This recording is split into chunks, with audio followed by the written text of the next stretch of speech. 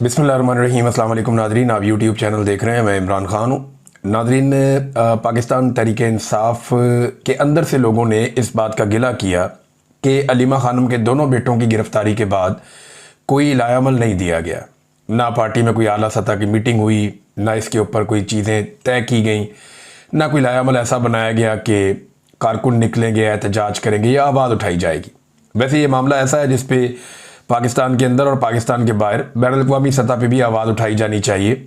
ये तो इमरान खान साहब को दबाने के आखिरी हरबों में से एक है। अगर इमरान खान साहब की फैमिली को भी दबा लिया गया फिर तो कहानी ख़त्म।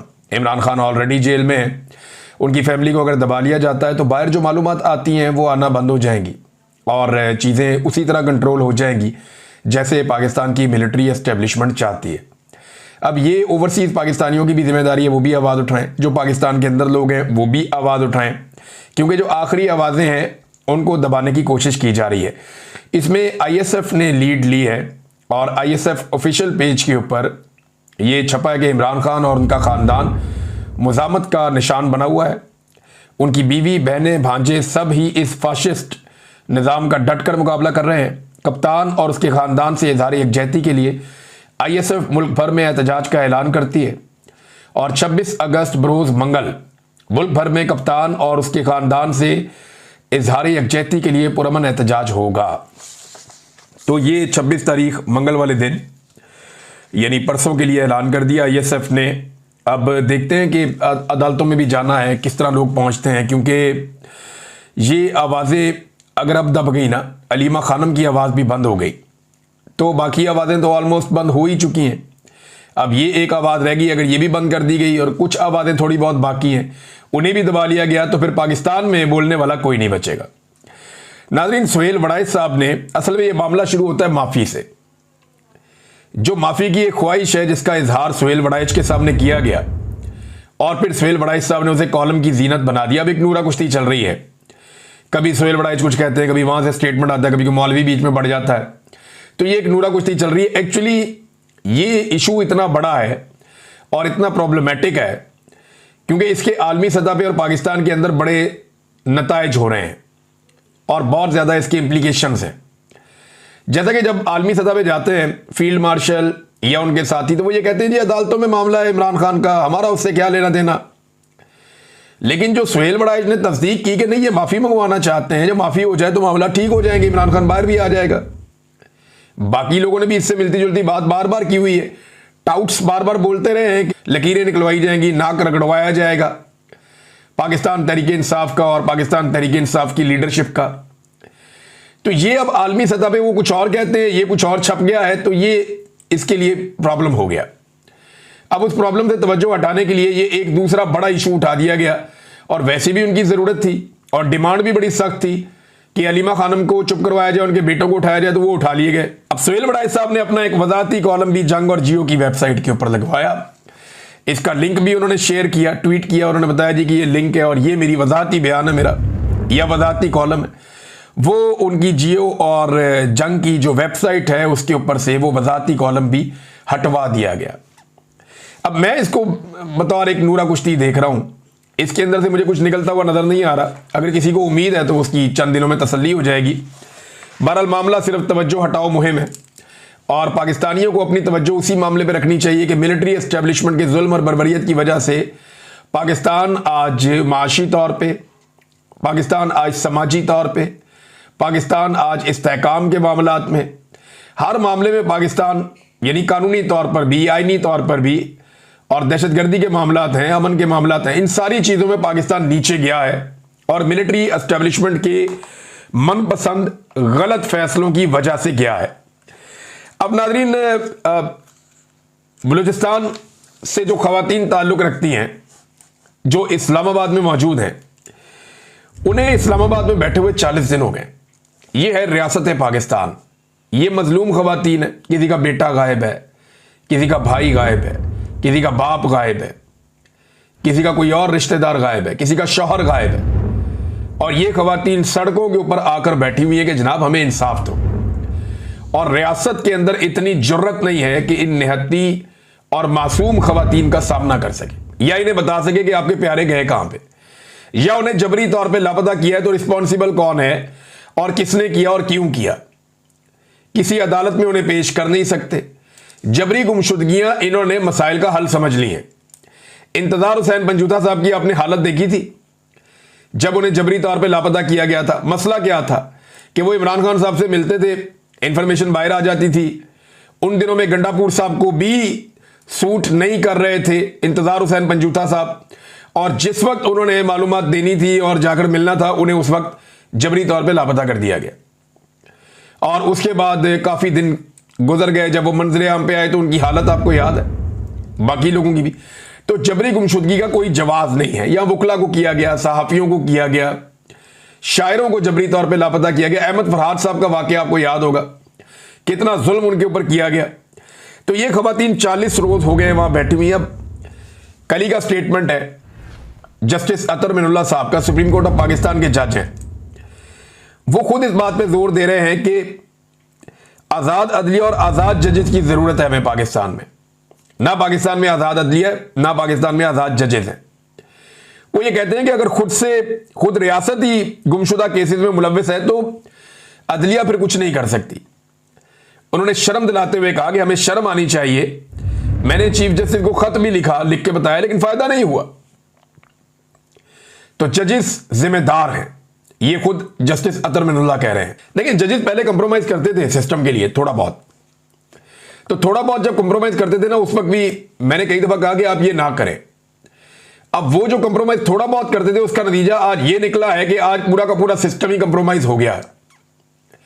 अगर जजेस उस वक्त डटकर खड़े हो जाते कि 90 दिन में इलेक्शन करवाने हैं, तो आज पाकिस्तान की मिलिट्री एस्टेब्लिशमेंट की मुट्ठी में पाकिस्तान इस तरह ना होता, पूरा निजाम इस तरह उनकी मुट्ठी में ना होता जिस तरह ये अभी है।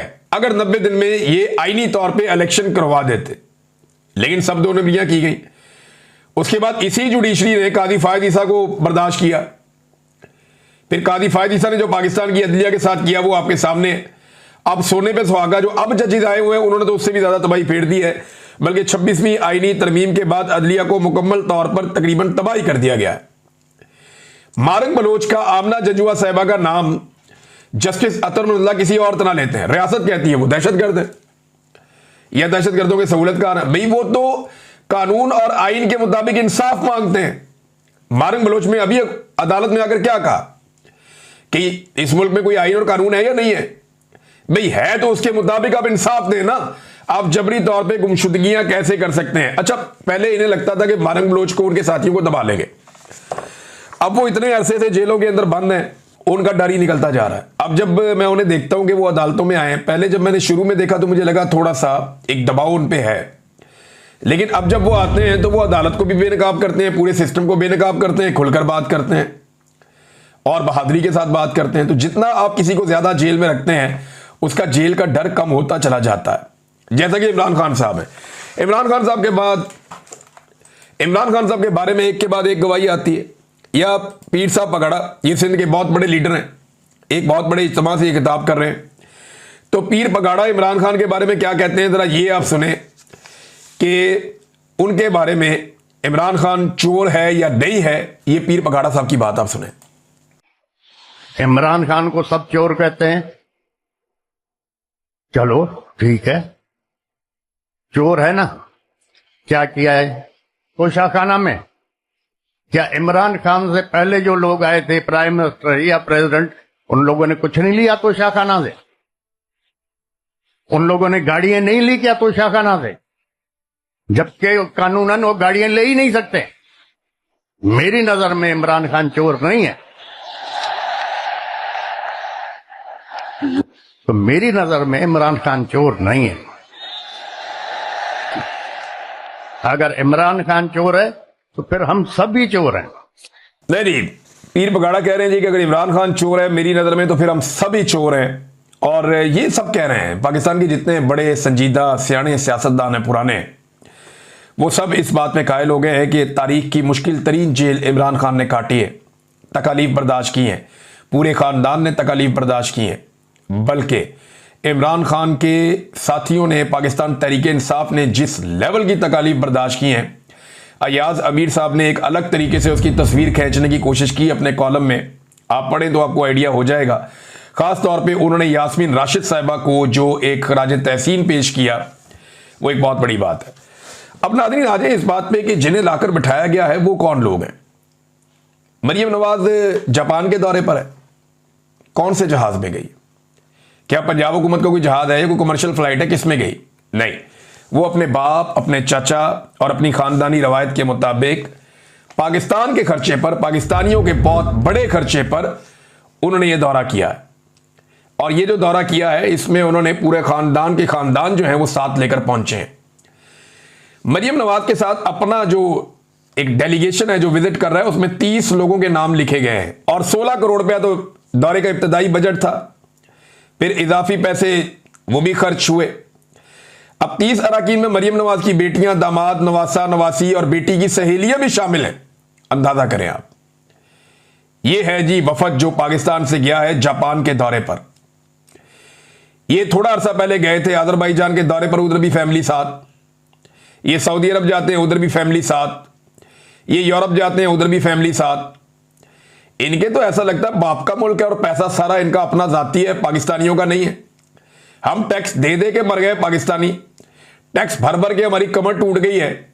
महंगाई के हाथों हमारी वो हालत कर दी इनको कि लोग ना जिंदों में है ना मुर्दों में है, और इनके सैर सपाटे ही खत्म नहीं हो रहे। ये लिस्ट जो एक शेयर की है आशा भुट्टा साहबा ने, मैं आयशा अली भुट्टा साहिबा की लिस्ट आपको पढ़ के सुना रहा हूं। उनके बकौल जो उन्होंने बताया इसमें कौन कौन लोग हैं। मरियम नवाज है, मरियम औरंगजेब है, परवेज रशीद और उस्मा बुखारी है। ये वो लोग हैं जो नॉर्मली आपको नजर आ रहे हैं।